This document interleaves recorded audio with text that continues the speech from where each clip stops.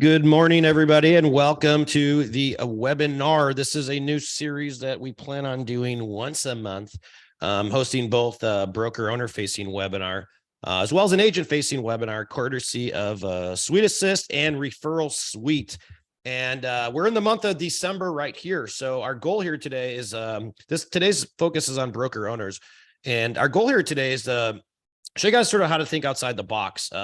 The market's changed. We've all noticed that. We know that things are changing left and right. And with that, income streams change quite a bit, especially in the real estate space. If you're 100% reliant on agent just commissions, a lot of brokers are starting to veer into other ancillary streams of income, getting creative with how they're running their brokerages, monetizing other transactions around the real estate transaction and whatnot.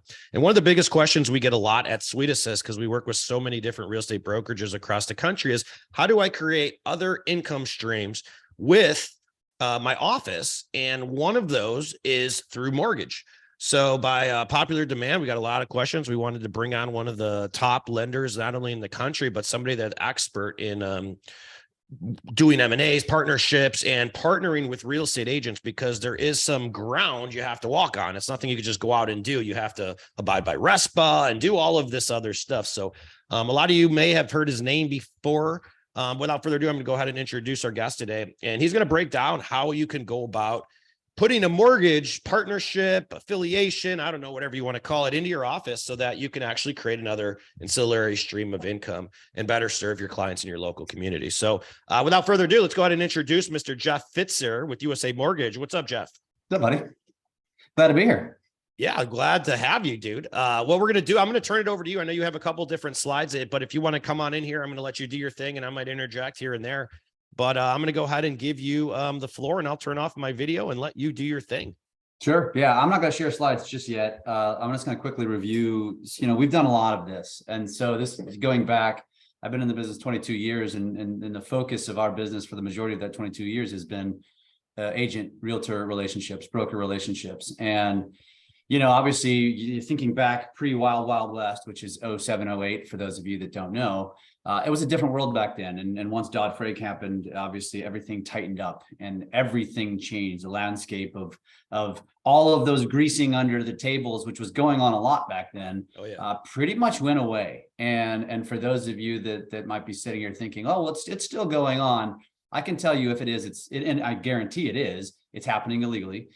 Usually it's the smaller shop that just feels like they can hide under the CFPB radar. But for those of you that are familiar with the CFPB, you know that we don't mess with them because they will come down very, very hard on you to the tune of multiple millions. And they don't just come down hard on mortgage, they come down hard on real estate as well. So, so Mike, to kind of recap, like the options, there's a lot. And I don't think a lot of people realize that. I know today I'm going to go deeper on JVs, joint ventures, but it's still legal to contribute to a real estate agent's business. And so whether it's in a form of marketing, whether it's an MSA, which is a marketing services agreement, which is a lot more complicated for those of you that don't understand what that is. There is the desk rental. We still do a ton of that. We rent space in real estate offices all over the country. And then there's a couple of other options before I get into JVs, which are along the lines of partnerships. One is a new platform that we launched earlier this year called Illumine, where real estate agents, so you as a broker or your agents, can get their mortgage license and earn basis points on every transaction. They would basically be acting as in a dual capacity. They really wouldn't do anything more than they're already doing. But the way it works is they get licensed. They obviously, they're working in a certain a capsule, if you will, with our company. And they work alongside the same loan officer they were working with before, but now they're earning 50 basis points. And then the loan officer is still working the deal. And so, truthfully, speaking to this audience, it's a beautiful thing. To mortgage, not so much. Loan officers don't love it because basically they say, well, this is just cutting into what I can make.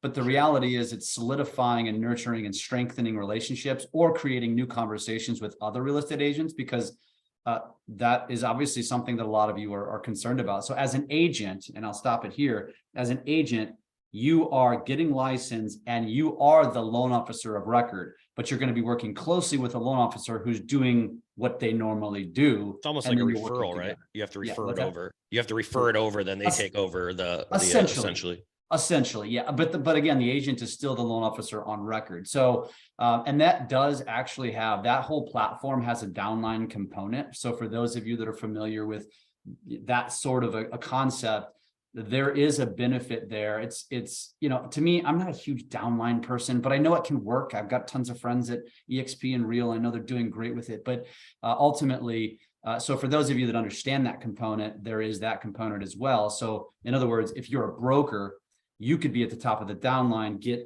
encourage your agents to get licensed. And then there's another revenue component there as well. Can a broker can get licensed as a mortgage company though, and hold the license, and then their agents can refer that broker business too, correct? That's going to be the JV component that we're Got going to end with. So that's a Lumine. So, you know, we've covered, you know, the traditional, it's just contributing to marketing. It's contributing to Zillow leads. It's contributing, which, you know, has to be very compliant. It's contributing to marketing. It's doing flyers together, doing that sort of thing. And from a compliance perspective there, that's, you know, if I have a postcard and it's very agent centric and on the front and on the back, and you just put my little logo on there, and compliantly, I can only pay for X percentage that I'm on that postcard. And so just so everybody understands that. Then there's, of course, the MSAs, there's the desk rentals, then there's the Illumine. The other one that we've done effectively over the last few years is where we have partnered with, usually it's a spousal relationship. And so I'm going to use Cherie Benjamin, who's our original partner in this platform, where her husband, Leonard, was not in real estate, not selling real estate. And so what he did is he went and got his mortgage license, and then we hired him as a branch manager. And then we're operating on a P&L. We're operating a branch together. And that's now he's immediately earning whatever percentage we agreed to. Usually it's either a 50-50 split, depending on how much activity they're going to have.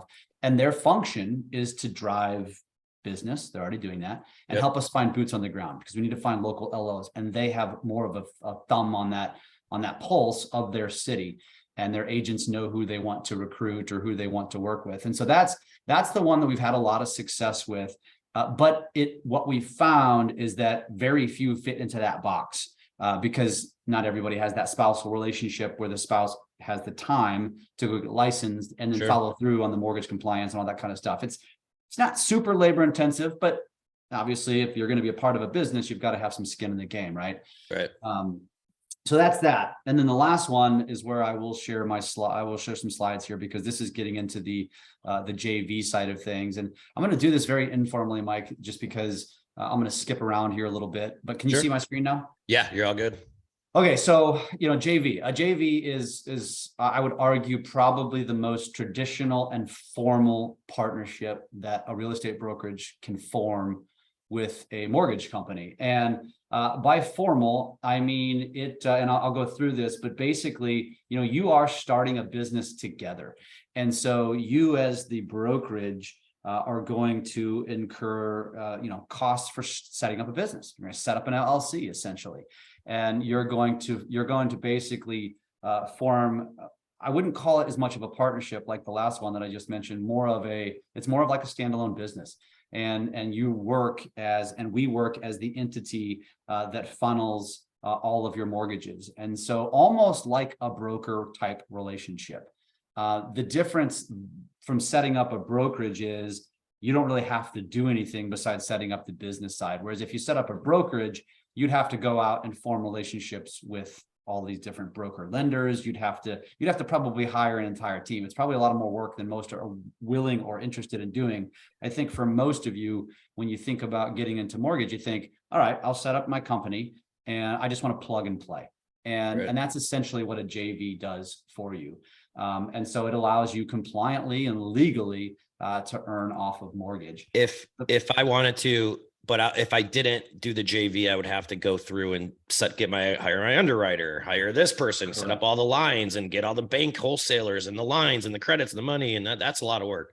But with the JV, you have all of that plugged in, is what you're saying. Plugged in, exactly. Yeah, got it. Everything, maybe not underwriting, but processing, loan officer assistance, really all of the process that goes along with closing a mortgage, which most of you have a decent familiarity with that process.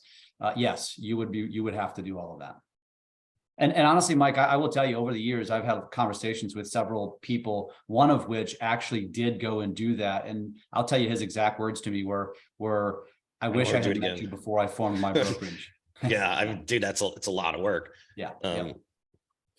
Yeah. So I mean, obviously the financial benefits are pretty obvious. I mean, you've already earned the trust of the consumer. So this is an obvious relationship. In our opinion, you deserve to potentially capitalize on these relationships, and forming a mortgage company is a way to do so. The ownership group can be comprised of however you want to set it up. It can be brokerage ownership. It can include agents. It's however you want to set that up. And we've had some brokerages conversations that they want to include their top agents, so they can have a financial gain. And you can enjoy profit distribution per your operating agreement. So you can basically set this up however you want. Would the agents have to be licensed to collect compensation under that, or because they're an owner, they wouldn't have to? Correct. They would not have to in this particular case. That's a big distinction right there, you guys. Absolutely. Timing is of course everything. And again, I'm probably preaching to the choir here, but with what's going on in our industry right now, I think having a cultural boost and maybe even an enhanced customer experience is probably pretty important. We're all fighting for a less business, and so obviously creating new revenue streams is potentially advantageous for a brokerage to be able to provide more resources in other areas potentially. I mentioned obviously already the real estate industry timing, the economic timing, of course. I mean, winter is essentially here, although it feels like it's been here for the last 6 months, to be honest with you, in terms of just the business in general. Sure. And obviously mortgage industry timing as well. Now is really a good time. I mean, when a lot of companies are retreating and literally getting out of the business, that's probably, so typically, Mike, and this is a little off base, but for those of you that haven't been around the industry for a super long time, you know that usually when there's recessionary times, you can call this a recession or not, I don't care, but it's recession. There's a feeling of a recession. Business is down, period. Yep. And usually the mortgage industry is about a year ahead of the real estate industry. And so, I don't have a crystal ball, but our industry, the mortgage industry, has been frankly miserable in 2022. It's been bad, with rates going up, you completely lose all of those refinances. And then you couple that with the fact that there's low inventory, and it's just bad. It's historically, you talk to industry veterans, they'll say this is the worst year they've ever experienced. And this is 30-year industry vets. And so usually what happens when the mortgage experiences recessionary times, real estate usually follows the year after. And so our industry has experienced a ton of companies just going out of business. And a lot of the industry experts are predicting that could happen in 2023 in real estate. Now, do you look at that as something as a negative? Or do you look at it as a positive? And from my perspective, I look at it as a positive. 100%. Clean up the riffraff. No doubt. I mean, I think if anything, this is almost a recruiting thing too for a brokerage. Because at the end of the day, like you just said it, like customer service experiences is all most real estate agents have anymore. I mean, everyone's selling the same thing, same LMLS, same listing marketing plan and all that. But when you could position yourself as a one-stop shop and you could deliver an exceptionary level service, that's night and day. And you're right, there's so many people going out of business. Now is the time to do it, although it might not look like it from the outset, because when things do come back, they're going to come back big, and there's not going to be that many people standing, or as many, I would say. 100%. This is all just cyclical, and yep. We're going to go through that cycle. I just noticed there's a question about costs to form the JV. The answer is yes. The costs are the cost for setting up an LLC, essentially. Obviously, if there's any hard costs with an office or furniture or anything like that, it's nothing. There's not like a franchise fee or anything like that, if that's what you're asking. So it's just whatever cost there would be to start up a business. If you had to hire any staff, what are those costs? When you hire loan officers, do you have to give them some sort of guarantee? Those kind of costs are what we're talking about. So essentially forming a branch. Can you, is there any rules towards housing that branch within the same house as the real estate office, like with license and sharing the same address and all that? Do they need two separate doors or is anything like that legally? Always the case. So whether it's a desk rental or not, yes. I mean, mortgage always is going to require locked doors. So, but as far as separate space, no. I mean, the space itself can be shared, but the mortgage entity is going to have their own, specified offices with a door that locks. Simple as that. And then of course there's got to be certain compliance that go around the office, but we handle all of that. So from that perspective, our HR department is sending those various forms that need to be displayed just in case the CFPB doesn't pop by, kind of thing. We put that on a platter for you. And the question goes on to ask, from wholesale to retail, the pricing is always a concern. I mean, for those of you that don't understand the mortgage industry, I mean, the majority of the industry is made up of retail mortgage companies, the big companies. We're talking, you talk about, we are the same thing, but a smaller version of it. You're talking a guaranteed rate. You're talking, a Supreme Lending. I mean, gosh, I could go down the list. There's tons of them. And that is the majority of the industry. Then you've got the mortgage bank, which is the bank that does mortgages. That's a depository essentially. And then if you've got brokers, have essentially gone away. They're making a slight comeback, and they will in this environment because it's a very competitive rate environment. But in a standard market, rates are not an issue. And I think most agents understand that. This year is, of course, the exception, but this is the exception, not the rule. And so would I say pricing is a concern when you're comparing a broker to a correspondent? Sure. But there's a lot of variables that go into it more than just pricing.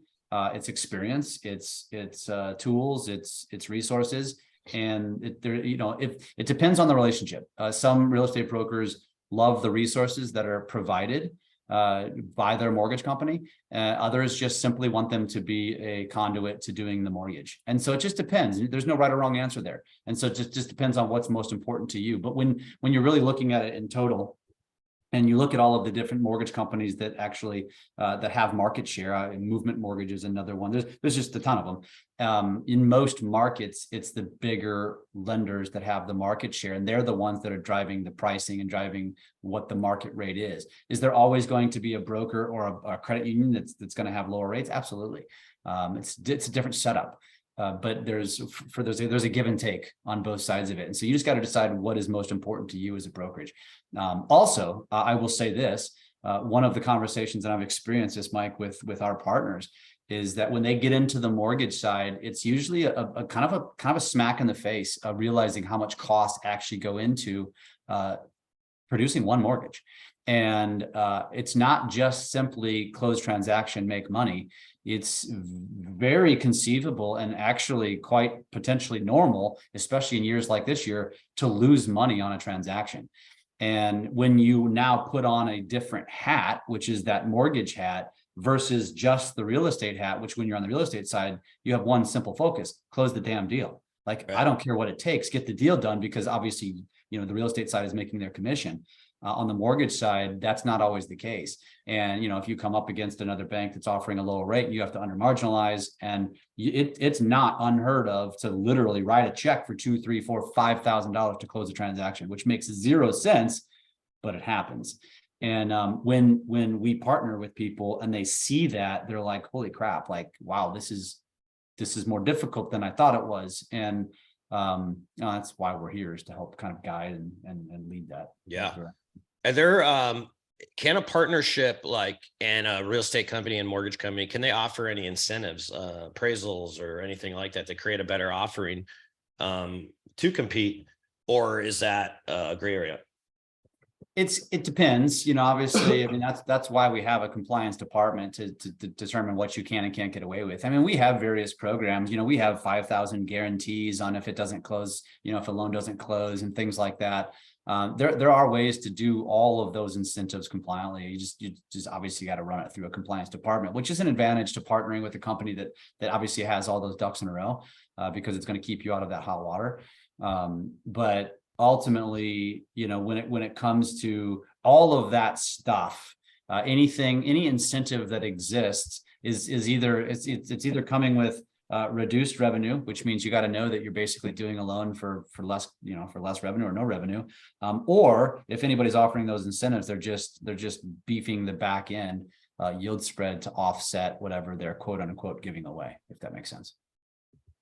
Yep, that makes a lot of sense. Well, I will tell you, Mike, what we've found as a mortgage company, and again, I mentioned I've been in the business 22 years, but the thing I've learned over the last 5 to 7 years is that I'm less concerned about being the lowest rate in town. I don't want to be the highest, but just finding that middle ground is the right place to be as a mortgage company, because I've found that being able to provide value to our real estate partners is equally important as the rate. And that by saying that, I mean helping a brokerage in areas maybe where they don't have a certain strength, whether that could be print marketing and things like that, where we offer it at a subsidized cost, or support with videos, support with running ads, support with literally growing their business. It has nothing to do with mortgage. We've found that we've had more success putting an emphasis on that than trying to just undercut a rate, just because the rate game is also cyclical and it's not often an issue. If, for example, like 2020 and 2021, zero issue on rate. And in fact, if anything, people were getting fat, and it was the opposite of what we're in now. Makes sense. I have a question here from Steve, and he writes, can you explain the cost difference between a JV versus opening a branch? Yeah, the JV has startup cost. The branch, AKA like a spousal relationship, basically is plug and play. There's no cost there. So it is the optimal. I will say it's my preferred method, because it is plug and play. It's much easier. Because we can operate on a shoestring and we have a lot of experience doing it. JV is very traditional. It's very common. This has been around for years, but it's for those of you that don't have that option, and then you use that. He says JV preferred ? Yes, that's No. what you. Oh no, No. you prefer branch. I prefer branch. Yeah. But JV is really there's no barrier to entry. In other words, anyone can do it. There is some cost, but it doesn't have that. You don't have to have that spousal potential relationship, because let me explain that for a second too. So when I mean spousal, because in the mortgage industry, everyone's W-2'd. And so when if you, for example, let's just say, Mike, you own a brokerage and you have a partner, and her name is Sally, but you guys don't have you're not married. So now, and you say, you know what, Sally doesn't need to have her license, and she doesn't close any transactions. She just supports the brokerage. I'm going to have her get her mortgage license and become the branch manager and become the partner in the P&L. Then Sally receives the revenue, well, assuming that there's revenue to be taken, but she's going to be the one getting paid. So then, Mike, how do you receive yours? Because she's getting that W-2. So that becomes the challenge in that option versus a traditional JV, which is a company that you're forming outside. Is there what about the size of your brokerage, and what would be better? Like, say you have 10 agents versus 300 agents. Is there a plan that works better just from overall costs and anything, and just for anyone thinking about that? Well, from experience, my answer is, on the surface, the bigger the brokerage, it seems more attractive. The reality is, for those of you that haven't experienced this, just because you form a partnership with a mortgage company and there's a formal partnership, not just a JV or MSA or whatever, or not just a desk rental or something like that, agents, they're going to do what they want to do.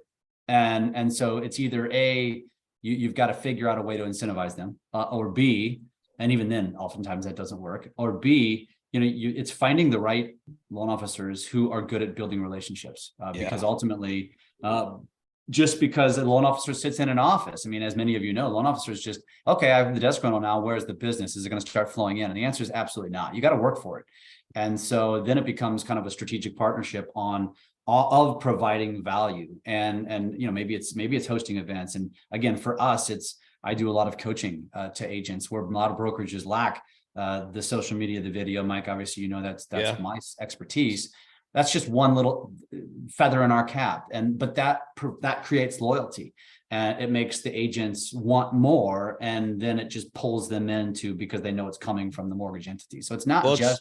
What's cool with you guys do is you guys don't treat it like a mortgage companies, from what I can tell. Like, you guys bring it in and you become another like coach essentially to the agents that just happens to sell mortgage. You guys are leading with events and video marketing and content creation and TikTok and short form videos. And he's leading with a lot of this other marketing techniques. Then he just happens to do mortgage. How much of when you guys are in office, like with the agents, how much of your content to agents is always talking about mortgage versus just talking about marketing? Personally, me, almost zero. That doesn't mean we don't do plenty of that. It depends on the partnership. We've got partners. We've got real estate partners that we've got some really big partners that really want to focus on. They have their own marketing teams. They don't necessarily need us for that. So that's very mortgage centric. And then we've got others that want to lead with that value. So it just depends on the brokerage. And going back to your question, Mike, I mean, honestly, we can operate these partnerships on a shoestring. Of course, it's a volume game. The more you close, the more you have the potential to make. But you don't have to really have more than 2 to 5 deals a month to just get up off the ground. But I will say that's a hell of a lot harder than almost everyone realizes. Everybody comes in guns a-blazing. They do their math. We did 500 buy sides, 300 we did 500 sides, 300 with buy sides. I expect to get 50%, and it just never happens. It never happens. And so that's the side of it that we're going to come in with our experience and kind of just set realistic expectations, and we're going to keep them very low. Now we have some partnerships that have been very, very fruitful, and it's created a hell of a revenue stream. We've had others that just muddy along. We haven't had any lose. We've had some that didn't make much money, but they're still making something. But part of it is it's very simple. We're not closing a lot of deals. So it's clearly we're not going to drive a lot of revenue if we're not closing a lot of deals. And there's a lot of reasons why that could happen. We analyze that stuff all the time. In fact, funny thing is I'm getting off a call to have one of those calls with one of our partners after this call. So yeah. Does opening a branch equal a higher profit? There's so many variables. It certainly can, but not necessarily. I mean, it just kind of depends. I mean, operating as a JV again is operating as almost like a broker essentially. And so my experience is that the branch has the bigger upside, but there's also very little risk. And so that's why it's just is more appealing. But again, it's not on the table for many. So, it is what it is. If it's on the table, it's a no-brainer in my opinion. So to answer your question, I would always lean that direction. But if that's not on the table, then there's no reason to even lose sleep over it and just focus on the JV aspect of it, which is just is what it is. In the branch, just so I'm clear, it makes sense when you have a spouse. Correct. Okay. Correct. Yeah. So you're married to her or him, or you're not? Yeah. Unless you have a creative way, again, where, like I said, if you're not married and the one person is receiving the W-2 income, how do you then get yours? And I'm sure there's ways to do it on the back end, but that's where we're removed from that equation because we're out of it at that point. We're going to keep it compliant on our level.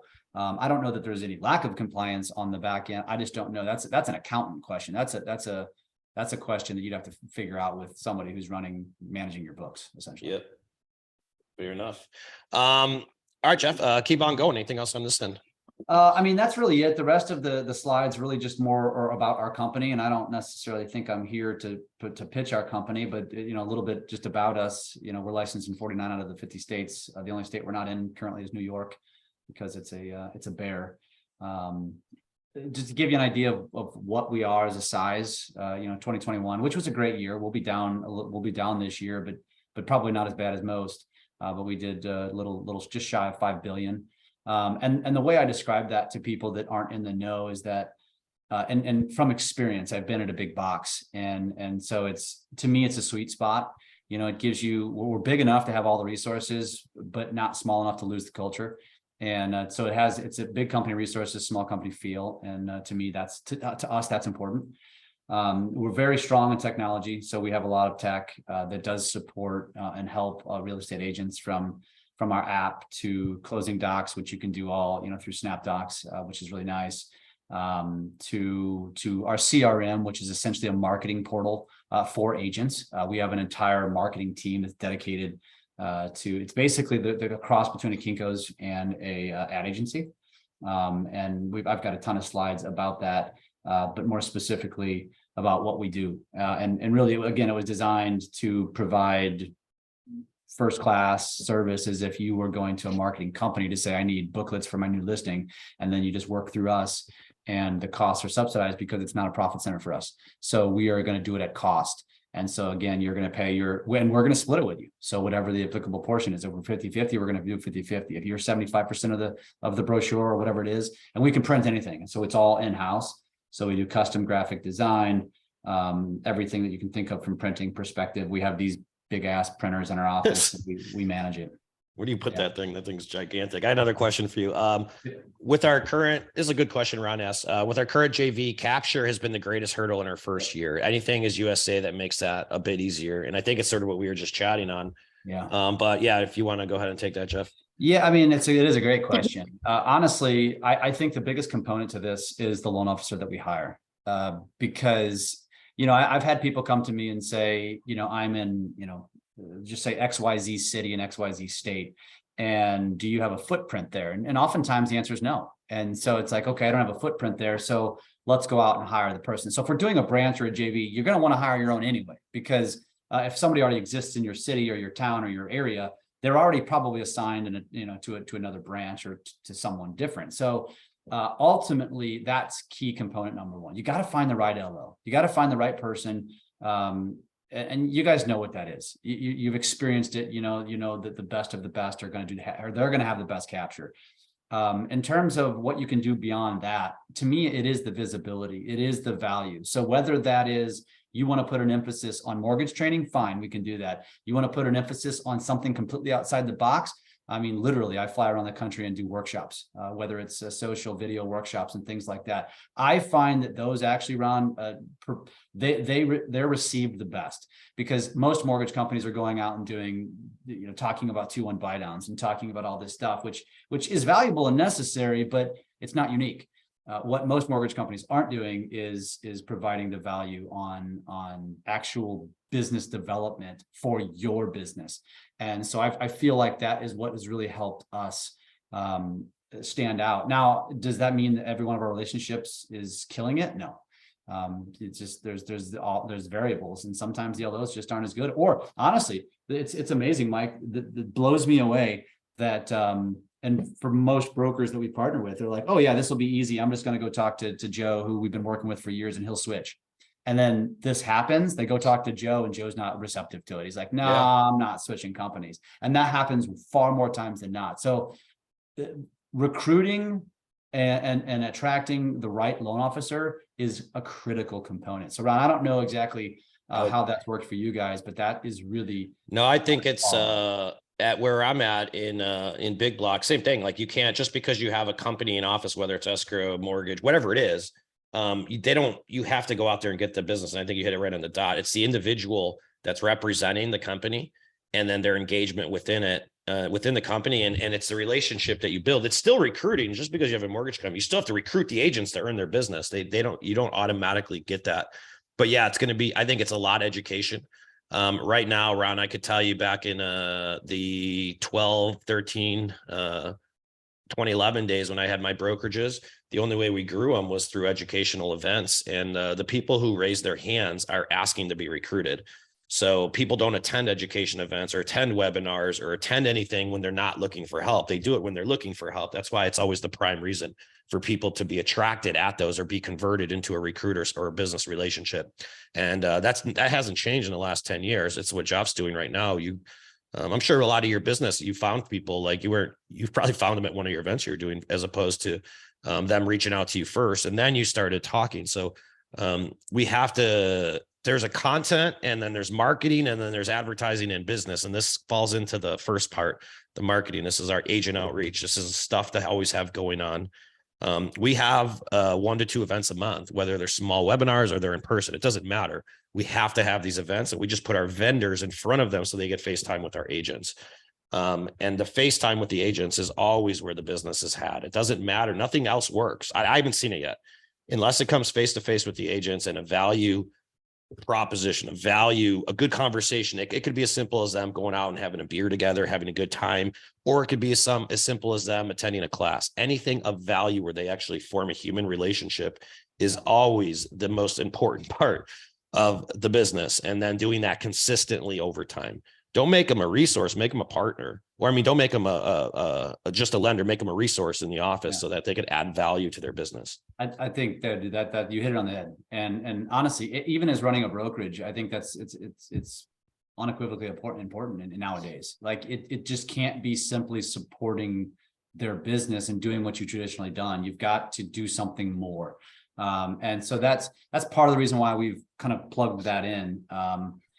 To be honest with everyone on this call, I mean, I saw this 2017, first time I was sitting at closing table and these conversations were happening, and we're talking about suppression of revenue in the real estate space. I remember that light bulb moment that it was like, I got to go get focused on this, because I think this is only going to continue to grow. And honestly, I think most mortgage companies, I'll tell you, I know this for fact, most mortgage companies look at this and turn their head on it because they have a jaded perception of real estate because of how they're treated. And I can speak to this because I play on both sides of the fence.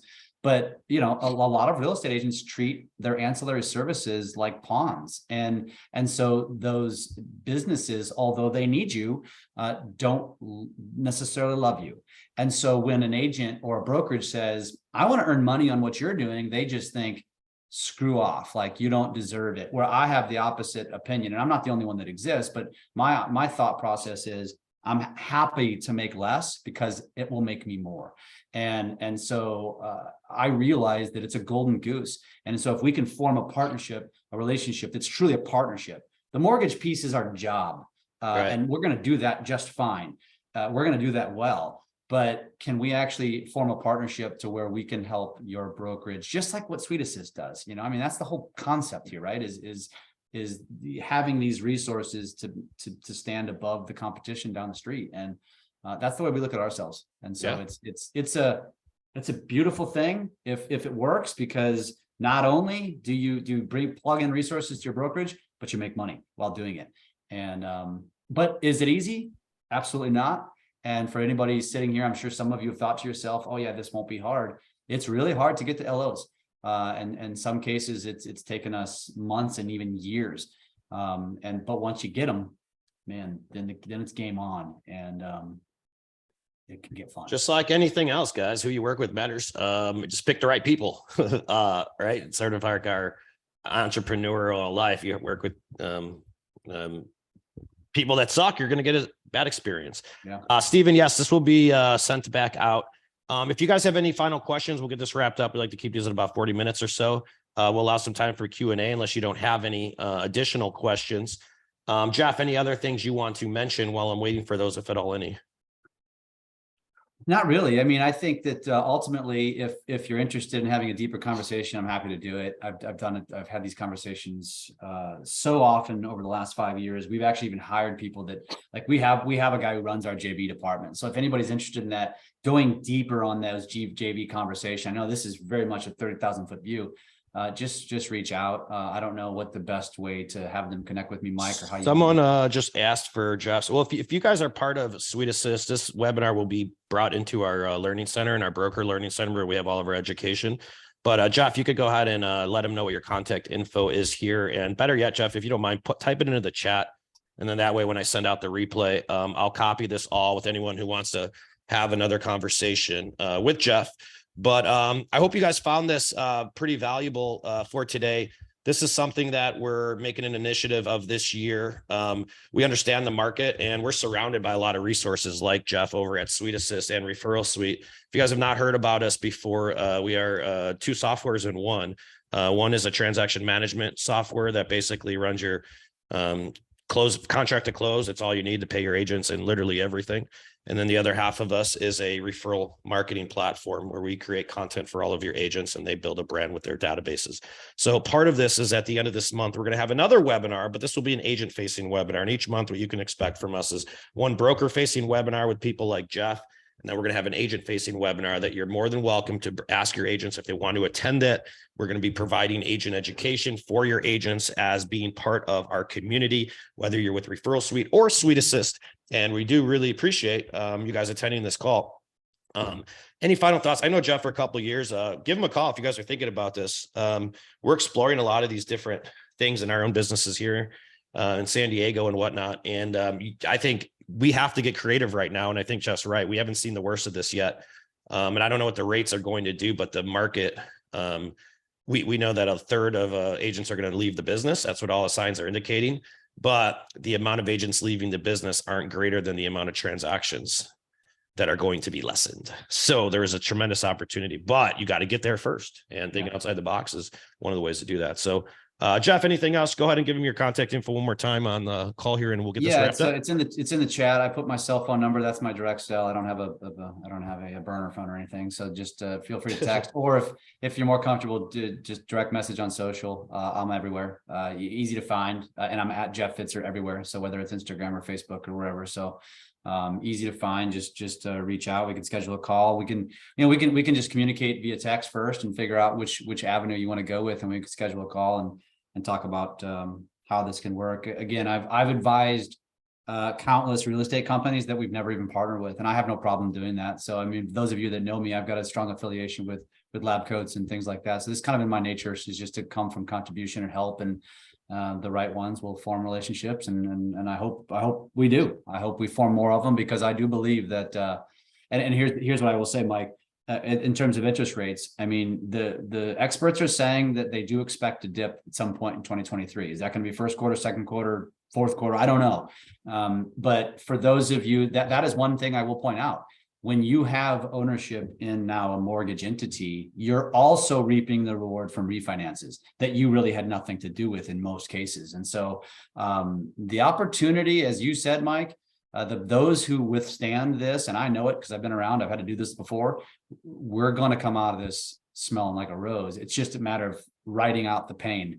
And we've already ridden out 1 year of pain. So for anybody who gets into the mortgage business in 2023, you're likely going to be getting in at a time when it's on an up curve, and it's likely will be fruitful. I agree.